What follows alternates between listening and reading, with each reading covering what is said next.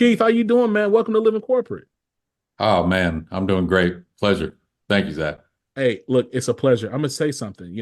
I don't know how many golfers or even people like in the golfing space we've had on Living Corporate, and we've been around since 2018. I know, right, that you have this illustrious career at Nike, that you're coming from to join, to take on this new endeavor.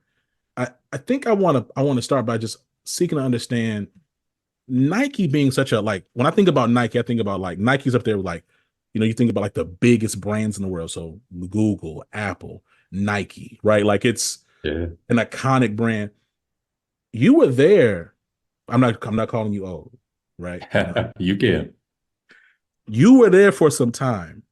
To Yes. me, it feels like when you're an executive, the senior executive at like these large, almost like legacy brands, it almost feels like you kind of have to be perfect, especially as like a black man, right? In these largely white spaces. Now I understand that Nike is seen as this lifestyle brand, it's a sports brand, but talk to me about how did you navigate being at Nike so long? And then what would you say was your pivot or transition? How did that help inform the role that you're in today that we're going to talk about?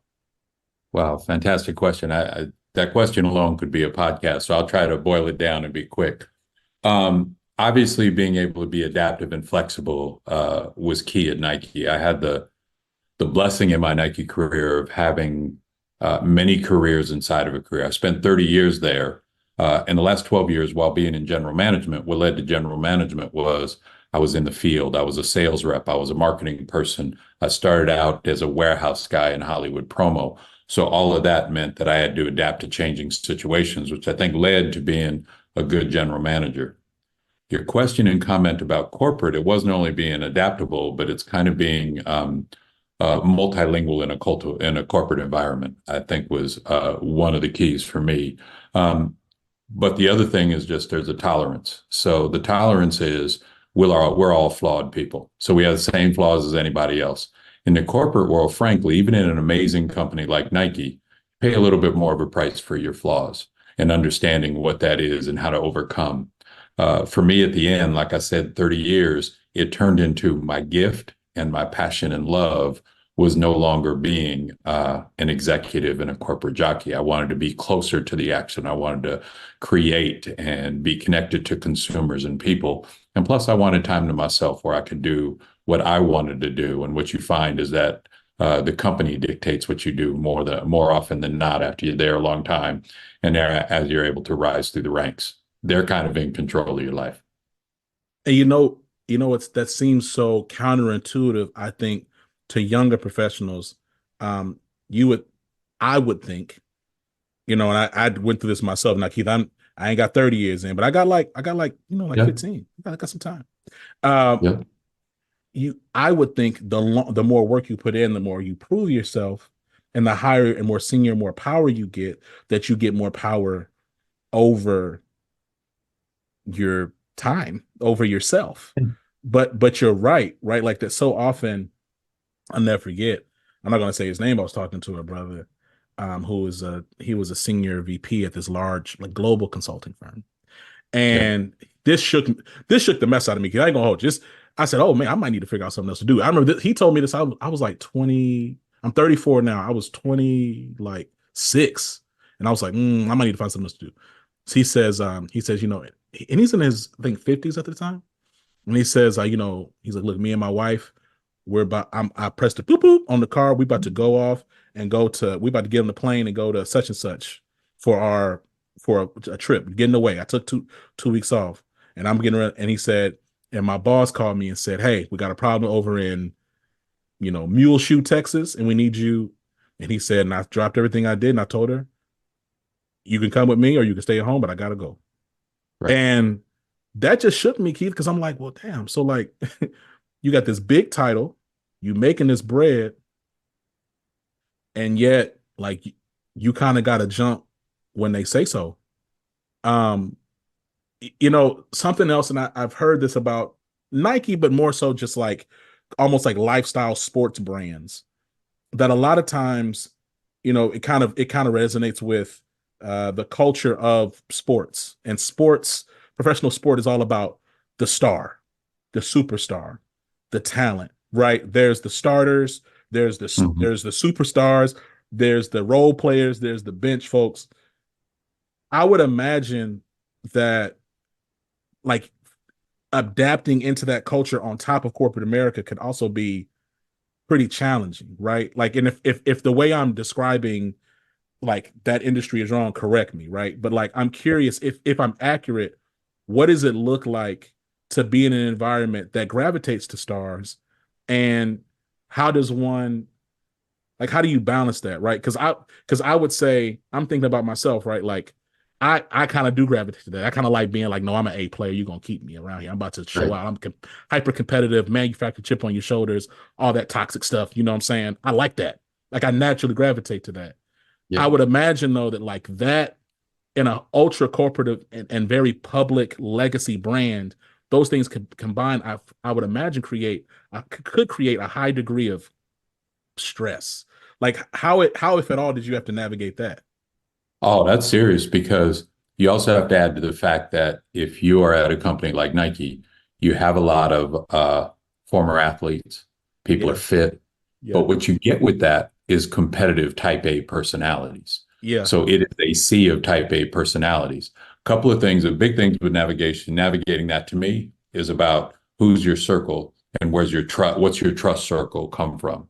The other thing, and I tell people all the time, is I did a lot of mentoring through is you you have to understand what your role is and how to star in your role. A very close friend of mine who did very well at the company, continues to do very well, actually retired recently, talked about he recognized that he was a great number two. Mm. And so as he took jobs, he was next to people who ran divisions. And as their number two, he knew he could make them look good. He didn't need to run up and grab the mic. He didn't need to be the first one to lead. But man, did he get a lot done. And he became really, really powerful. And he became, if you will, a highly influential person at making things happen and at the company without everybody going, hey, we're having a big thing. We need to put you in front of the board, et cetera. But man, did he move things. Other folks with a company like Nike, you just shine. People shine through their talent. And I think it's recognizing your role. Nike has some designers and some marketers who sometimes you go, yeah, they're kind of BS in their work. Man, they show up in a meeting and come up with an idea. I can think of one person, like you said, I won't call them out particularly, but they showed up in a meeting and said, there's a guy out there who's happening. It's Virgil Abloh. And I think if we did a partnership with him in a collab, and next thing you know, one of the things I was blessed to work on is something that Nike called the 10, which was 10 shoes that was designed by Virgil that became that Yeah, Jordan 1. But it wasn't me. I was pulling it all together. This yeah. guy just showed up in a meeting and was like, here's what we should do. And I was like, man, where did he get that from? How did he do it? And that's an incredible talent.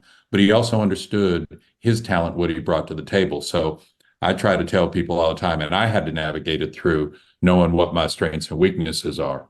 And the last thing I'll say on that is it's also knowing, are you striving for the work or the job or the title? Because Mm, sometimes you can get a title and realize, dang, that work is not, I can't do that work. mm-mm. You got the title, it's big, it's nice, but the work might not be what you want to do.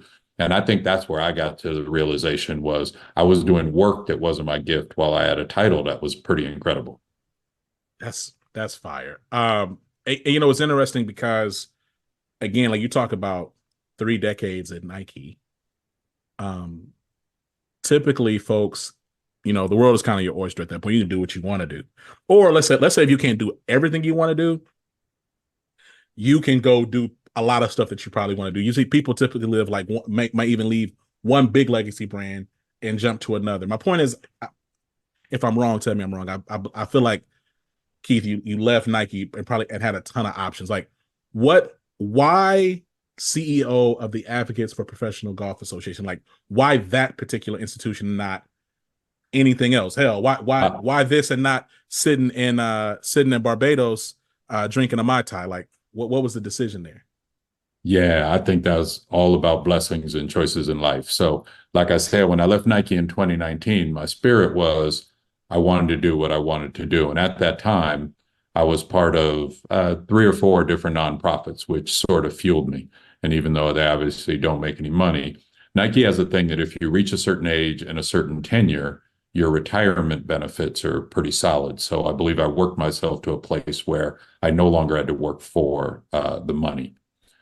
So anyways, a couple of years ago, my love for sport, my love for creating opportunity and access for underserved communities led me, along with some relationships I had, led me to be on the board of the APGA tour. And after being on the board, through those relationships, we started having conversations. As the original founder and CEO, Ken Bentley, was saying, kind of, I'm ready to move to the next phase. And it was just, what's his name, wrote a book a few years ago called Blink. And it's that sort of, when something's right. You don't have to think about it a long time. And I didn't necessarily say I wanted to go back to work, but I wanted to do what I want to do. I'm not ready to be in Barbados. I'm not ready to get up, and actually I love golf, but I'm not ready to go play golf every day. I'm ready to do something. Like, you want to bring about some sort of change in the world. So my passion for golf, passion for sport, passion for our community and how we can create opportunity for folks. This was sort of everything aligned. I really love the people involved in it. I love the people on the team and the board that we already had, who I was a board member with. So being able to be part of something that really, there's nothing else out there like the APGA. The players, we have 70-something players on our tour. It's all minority, Black and brown players who, without our tour, would not have the opportunity to play professional golf and get opportunity to play on PGA Tour events, Korn Ferry events, Latin America. So it's what it does is also super, super unique. So all of that stuff was actually really easy, and it's kind of like loving what I do, loving the excitement of being able to get up every day and how can I help create this opportunity. First of all, I find it absolutely incredible. And like, my mom is gonna listen to this pod. She's gonna listen to this. She's gonna watch this. She's gonna say, "This is why I told you to pick up golf." I'm telling you. And so I've yet to pick it up. You can still pick it up now. I'm gonna pick it up though, because look, I recognize that, the APGA, and like, I'm gonna read this. It operates with the mission of bringing greater diversity to the game of golf by hosting and operating professional golf tournaments, player development programs, mentoring programs, and introducing the game to young people. And I think that's so interesting, because when I think about golf, even now, I do think about it like this. Like, first of all, it seems like, man, this is really hard. It's really expensive. And man, like, yeah, I know a handful of people that'll knock them around. Typically, for a lot of Black folks, especially in the South, a lot of Black folks know some people, deacon stuff at their church, to play golf, right? There's those things. That's not necessarily super uncommon, but at the same time, it doesn't feel like immediately accessible. And I'm gonna keep talking about time. So why is it that you believe, what do you think the factors are in there still being such an overwhelming need for your organization, right? Because I think about Tiger Woods, and to me, I was like, I remember even my parents watching Tiger Woods, and they was like, "Oh, we about to be all up in this golf now. It's gonna be everybody's gonna be." I mean, like, because we just never seen somebody that looks like us. And I know we had the whole Cowblasian thing, but you say he Black now, though, Keith. And so my thing is, what do you believe are the barriers, and why we still haven't had that same level, that type of representation? Yeah, and I'm gonna first say, because the APGA didn't exist previously, but that's a bigger symbol of, because we didn't have foundation built. What's happening now, and we say all the time, one of the things we're saying this year is we're advocating a movement in golf. But the reality is the movement is happening. If you see what's happening all around golf, both in the sport and around the culture, what DJ Khaled is doing with We the Best, what's happening around with all of these things, these golf influencers, and what Roger Steele is doing, and what Elijah Wan and Earl are doing at Eastside Golf, there's absolutely a movement happening. But on top of that, it's the foundational things. Steph Curry and Underrated, the Mac Champ Foundation that Jeff Champ is doing, who we actually partner with, and it helps us run our junior series. So I lead with the APGA, but I'm thinking all those things happen. So Tiger came And everybody, people like me, old cats like me, started going, I got to get better. Man, that's inspirational. But if you're not starting younger, if you're not creating youth programs, if you're not really digging in and the first tee isn't having effect, then we're not building a foundation. You also go into the community and there are courses. So being able to have access and not have to drive as a parent of a 10-year-old kid, you shouldn't have to drive 20 miles to get to a course that has access or one that you can afford. So there's affordability factors. There's historical factors that lead to courses not being in the neighborhood. There's all of those things. So while we sit at the center with, I think, the most inspirational piece, which is having professional golfers. So we went to a junior tournament earlier this year, and a couple of kids walked by myself and Ken, who were wearing our APGA hat, and they said, "Oh, you're with the APGA?"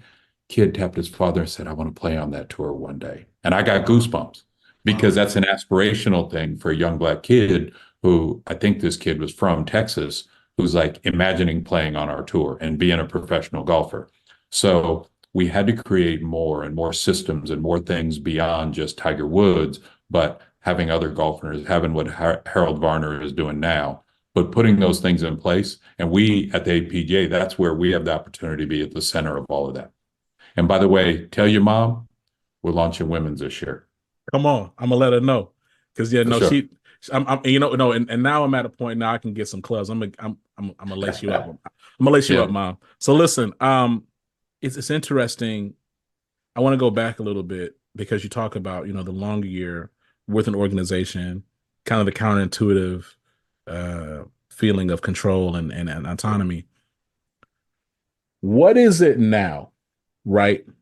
As CEO of of a new organization and in a different place, probably I would imagine, I'm not pocket watching. I'm saying like probably a different place than you were in your 20s, that you feel more free to say, or parts of yourself that you feel more free to share than Yeah. you did before. Like I would hope, and I asked him, and like, look, I'm asking this selfishly, Keith, because Keith, brother, if you're gonna tell me that you feel like you have the same types of you got to watch and kind of whatever that now that you did when you was young, I'm gonna hang it up, brother. I'm gonna go find some. Yeah. I'm gonna go do something else. Like, talk to me. Yeah, no, not at all. And not at all. Part of it, like I said, it's not pocket watching. Part of it has to do with uh confidence, has to do with success. And I say it has to do with the circle you walk in. I've been able to be around amazing group of people from my friends and cohorts, people in the Black Employee Network at Nike, a circle of close friends I have, fraternity brothers, et cetera, who you get around that circle and you have moments and you hear and see. Did you see the movie Air? Yes. The uh, the role that Chris Tucker played is a brother named Howard White. H Yes. is a really close friend of mine. He actually was on my team in Jordan, but he's more life my mentor. So I Uh-huh. talk to him all the time about things, and he just has a great point of view, and he brings things back to a real solid place. So I use H as an example of the type of people you have around you that go, "Whoa, I can't." He just said that, or people that find the ways to word things in a way that's like, "Wow, that's powerful."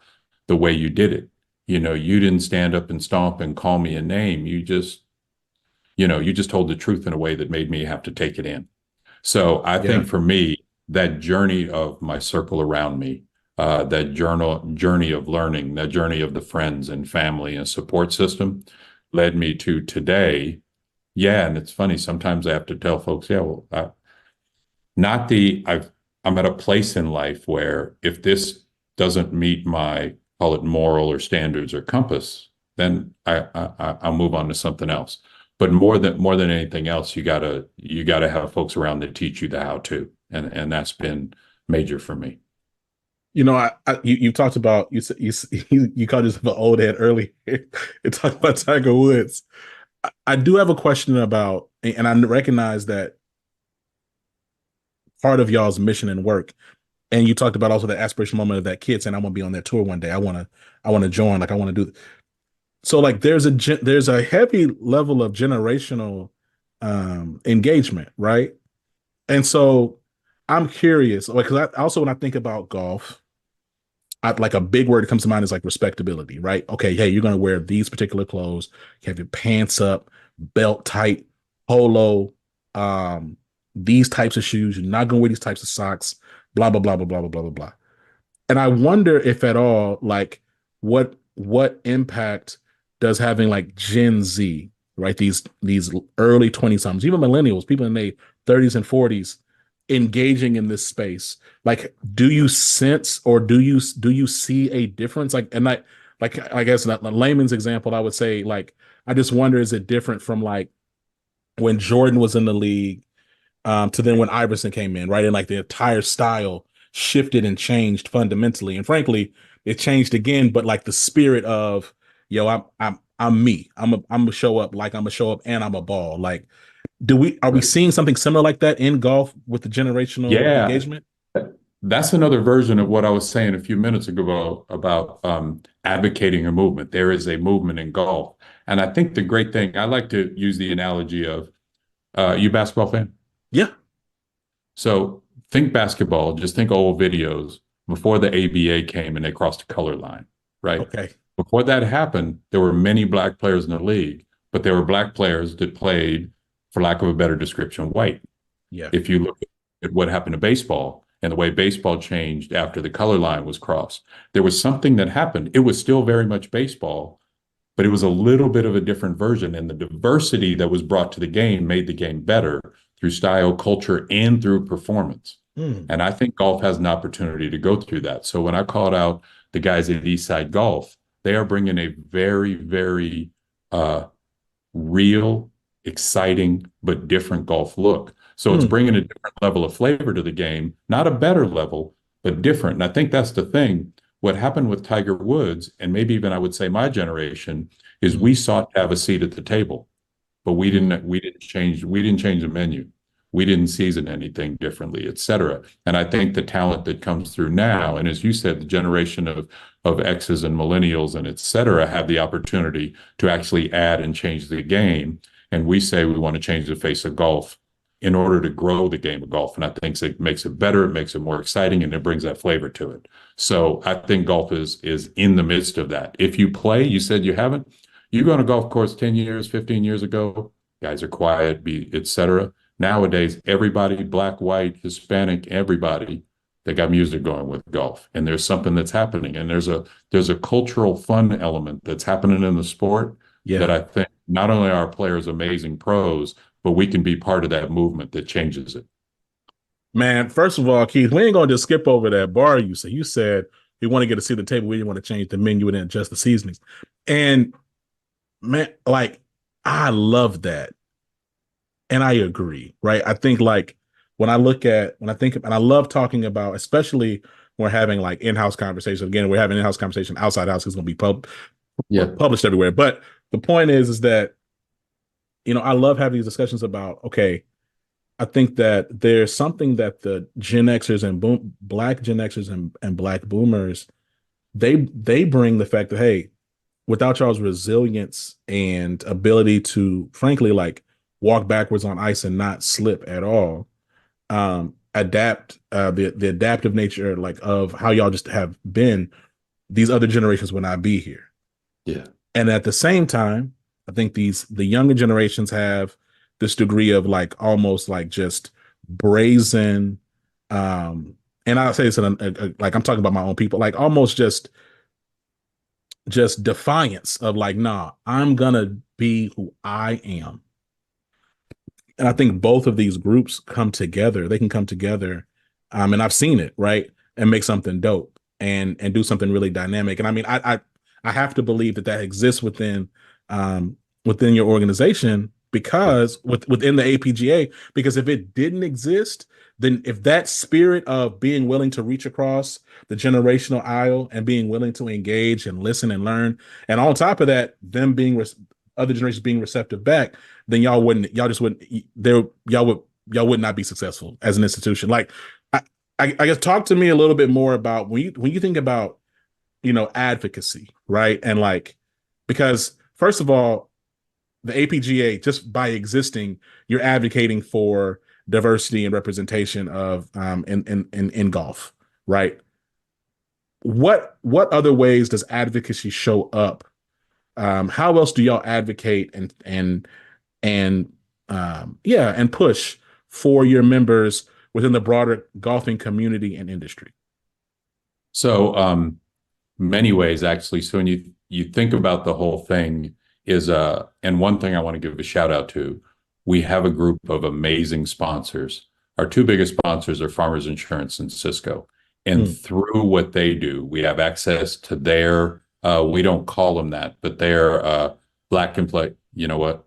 I don't know if you heard it. My doorbell just rang and there's a delivery. Can we pause for a sec? Yeah, Because it's yeah, just keep ringing unless I do it. Give me yeah, a no sec. worries. Troy.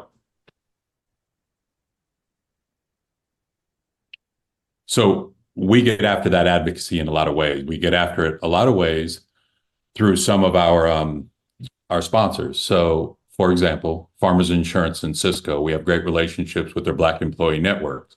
Those folks come out and volunteer. We also have connections as part of that movement. We were talking Tiger Woods a few minutes ago. Almost in every city, there's a group, and I'm part of a couple of them, where there's big groups of Black golfers that get away, go on trips, et cetera. In LA, we call it Southern California Hackers, et cetera. But that group are affinity groups who are full of either Black and brown folks loving golf and getting out there. We connect with them. We connect with the golf courses. We have a relationship with PGA Tour, who also has a program where they're developing kids through a brother named Kenyatta Ramsey. So we have connections throughout. It's First Tee in every city. It's all those other things. So we're building those relationships. We also have partnerships when we do tournaments where we specifically connect with charities and folks in that local area. So throughout the whole kind of stream of golf, we are not only making connections, but we are getting out there. And then lastly, through Flowers, who is our PR organization, we are getting our message out there on a consistent basis in all the right places. First and foremost in golf, but secondly, trying to be out there in all the right publications with all the right partners. Yeah, no, I mean, I was gonna say I've seen you published, like you specifically, and your role published several times. And I love that because I think there's a point of when you talk about advocacy, yes, having an organization and existing is a huge part of it. There's also some tangible actions that that you have to take if you really want to make an impact over time. Yep. You know, as we look at golf and we look at your organization, what are your priorities over the next few years? It's funny because I've been in this job since January. As I said, had the blessing of being on the tour, on the board for a couple of years before that. So I came in thinking a couple of things, and now it's still those, but it's evolving. So I'm going to give you kind of two or three things. Number one, if you're going to change golf, and we have essentially of all the best Black golfers in the world, we have all but three or four of them playing on our tour. And the ones that aren't playing on our tour are folks like Harold Varner, et cetera, who are playing on a higher level. So we have the group of Black, and we do have some great Hispanic golfers and et cetera on our tour. So I don't want to completely diminish that, but for our conversation and this group, that's what we have. So that is at the highest level. Getting them to succeed and play on the Korn Ferry and PGA Tour and be that next Tiger Woods is ultimately our goal, because that will create the inspiration point to pull everything. But what I've realized, I was telling you the story about the kids at the junior tournament, is that we also have a destination of a tour that's really aspirational. So a big part of our goal there is to make that tour greater and greater. We're going to do things like even play at better courses. We're going to have the highest level golf where we have more holes, more tournaments. More days of the tournament going. But even more important than that is community. So the thing we've really added is when we go into the community later this year, for the first time in a couple of years, we're actually in the city of New York, in the Bronx with a tournament. And that's going to be a big deal. And all the folks in that area are planning for how do we excite that community? Coming into this job, I felt like the APJ was the best thing out there in golf that nobody knew about. So now the opportunity is when you get in these communities to really activate, to have people come out to support, to create connections and do that. So ultimately where we're going are those two things.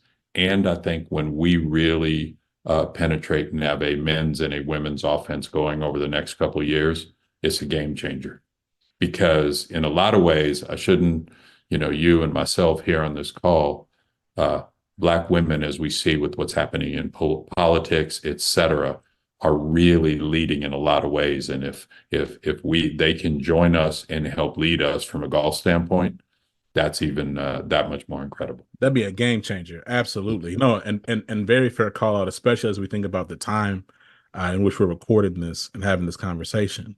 So 100% received. Look, Keith, I feel like we could probably go on forever, and I'm gonna work with your team. We're going to figure out some other stuff going on because I dig your vibe a lot. But look, where can people learn more? Where can people learn more about you, and where can people learn more about the APGA? Yeah. Well, I'm easy to find, even though I keep it low key. APGAtour.org is website. A lot of folks, APGA Tour on Instagram, on Facebook, on X is where it's out there. Please join. Please contribute. Please give us your email. We can start a two-way conversation. We can show you where all our tournaments are.